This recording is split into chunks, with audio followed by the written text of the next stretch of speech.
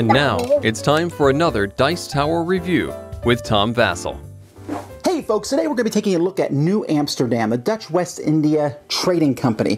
This is a game about people, let me read the theme to you. You're coming over to the Dutch settlement of New Amsterdam and you are trying to get profits to flow back home. And so that's the whole point of this game, is you are running a company trying to make profit by trading for furs and by increasing land and trade goods and so on and so forth. Let me show you how it plays and then we'll come back.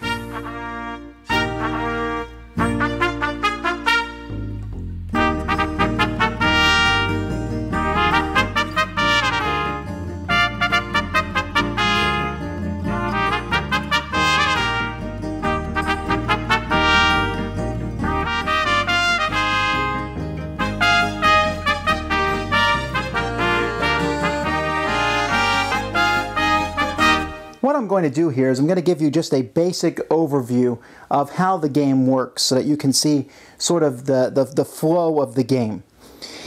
Players are going to have a whole bunch of these buildings of their colors. There's a town, and you'll start the game with some of these buildings here. Most importantly, you have this area down here, which is, it's not enough area really for how this game is going to work, or for this demo, what I mean is, but you have this building here, and as you build more buildings over here, you'll be able to store more goods. You'll start with some goods at the beginning of the game, and as time goes by, you're also going to be able to build land over here, and you'll also have ships that come in on this side. When you build land, the land will start, when you get this land, with wood on it, and then you'll be able to clear that wood once you get enough houses there, and then this land will be producing corn for you as the game progresses. And the ships will bring in these trading goods as long as you have spots to put them.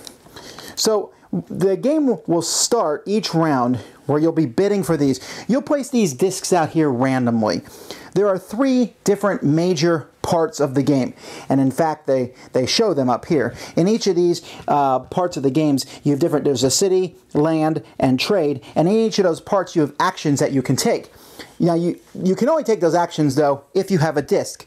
So you're going to be bidding for these, and if you win, for example, this one, you'll get to take 2 land actions and 1 city action.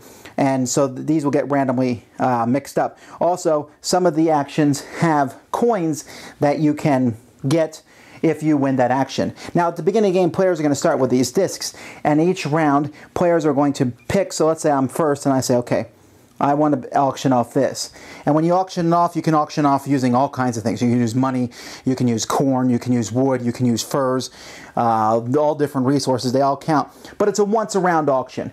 Each person will auction off one thing, and then you have to bid higher or pass. And whoever wins it will get these. They'll get any bonus if there is any, and they also get this number for turn order purposes.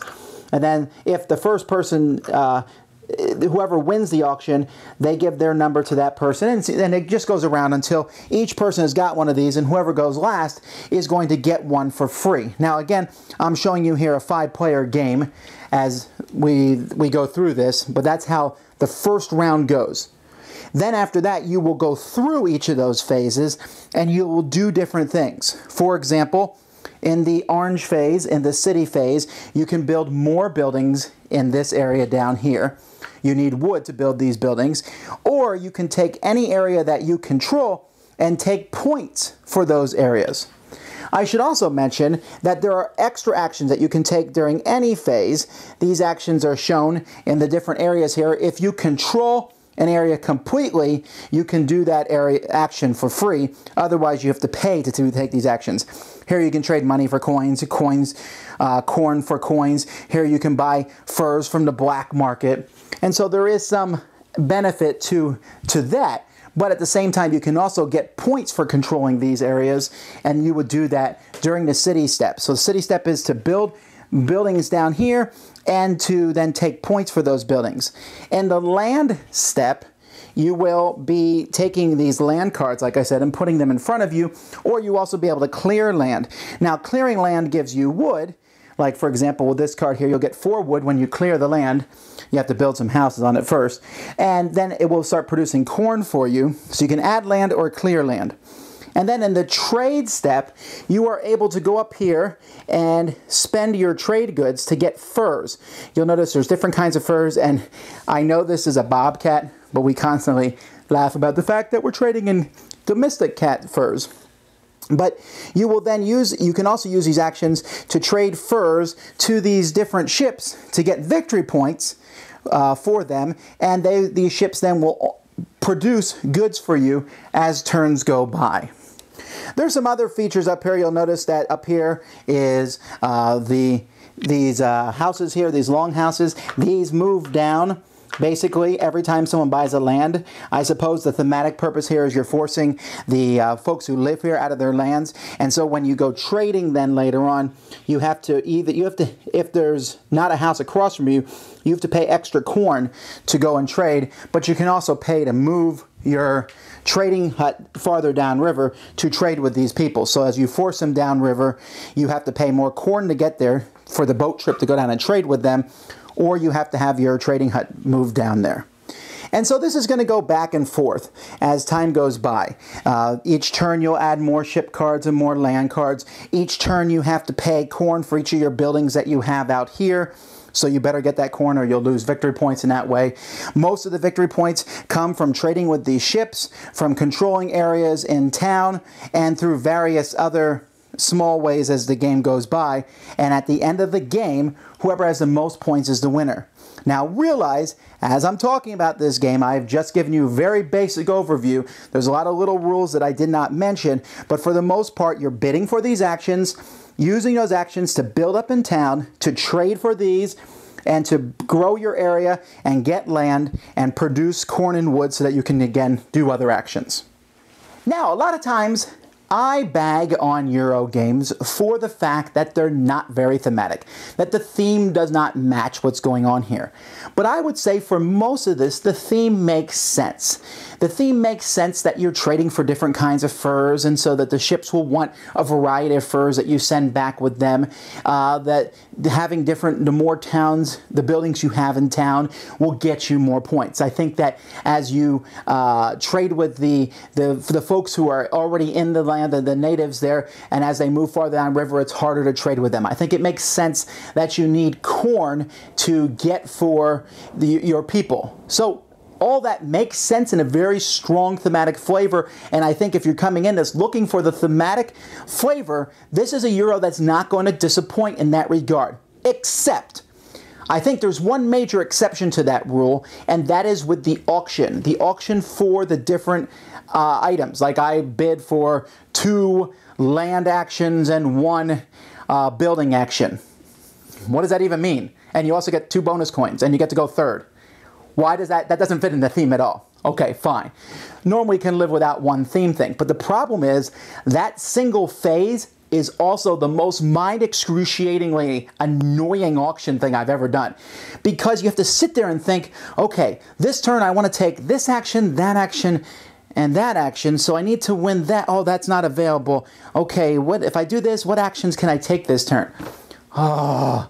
And so the auction is a long drawn-out affair as people sit there and think, what do I want to do? You have to kind of futuristically plan and then auction. And then if you don't win the auction, you got to kind of rejigger everything and then go after it again. So I really didn't like the auction phase. I'm not a huge fan of auctions anyway, especially here you can auction all sorts of things. You can auction away stuff you need later on, and you have to sit there and really figure out exactly how much you're going to. And some people will love that sort of thing. I mean, I know that there's folks, that just annoyed me. And then you have all these extra actions you can take. Then, even though the theme made sense, the game mechanics just don't flow very well, at least for me. You're sitting there and saying, okay, I can put a building down, or I can take points for a building, I can build land that comes with wood that I then need to clear, and how do I do that? And just all these, it felt like a mishmash. Okay, you say, play the game more often, you get over that. You're right, you play the game more often, you do get over that. But what I never did get over was just how much I didn't like the game. I really hate this game, I hate it. And you say, well, why? You said you like theme in games. This game gives you a theme. Is it the auction that annoys you that much? Well, yeah, that auction does annoy me a lot, but I'll tell you what it is. This game feels like work. The entire time I felt like I was working. I'm sitting there going, okay, I need food. I got to get the food. You know, that's a mechanic I never like in games. Even my favorite games like Agricola and Le Havre, they have feeding, and that's the one thing I don't like about those games, that you constantly have to feed people. And here I'm like, okay, I got to get corn. I got to get land. But to get land, I need to get this. And to get this, I need to get this. And it's not a game like what, oh, I can get this stuff and get points that way. It's like, you must get this stuff. And so if I must get that stuff, then I must auction off properly. And so the whole time I'm sitting there with sweat going, all right, I need to do that and I need to do that. Oh, I got screwed out of that. I can't get that now. What do I do? And oh, this back and forth of what to do. And I'm telling you, every game I played of this, the whole games feel like work. I remember my very first game, I threw up my hands halfway through the game and said, is anybody enjoying this? I hate every moment of this. And that's just so odd because I want thematic heroes, but this one just felt like I was actually running a company there, and I don't really like running these companies. It doesn't seem very fun, and this game didn't make it fun. Beautiful components, except for they have two different size woods and corns for like 5 and 1, and they're really hard to tell apart at a glance. But other than that, beautiful components, and I'm sure that when it's redone, it's coming from Pandasaurus. I'm sure that those components will be beautiful, and I know there's going to be a group of people who really like this game. But for me, it's not the lack of theme. Well, although the auction really doesn't make sense, it's the fact that the game just, I felt like I was slogging through it. I never felt like, woohoo, a reward. And when someone gets ahead of you, which will happen at some point during the game, or maybe you're the one who gets ahead, you just sit there and go, oh, that must be nice to get all that stuff because you messed me over. And I don't feel like there's any way to really come back from that because there's a small rich get richer thing in this game. It's just so weird. But you know, when it comes down to it, I want to play a game for fun. And this game isn't fun for me. And you say fun is subjective. I completely agree. But in this regard, the fun is just kind of absent because the mechanics of the game make me feel like I'm doing homework problems, and that's not what I'm looking for. I'm looking for a bit more escapism. Thanks so much for watching the Dice Tower videos. Find more great videos and reviews, as well as our top-rated audio podcast at Dicetower.com. You can also find other great shows at Dicetowernetwork.com. I'm Eric Summerer, and you've been watching The Dice Tower. The Dice Tower is sponsored by Cool Stuff Inc., where you can find great games for great prices. Cool stuff in stock. Check them out at CoolStuffInc.com. Shut the door! There?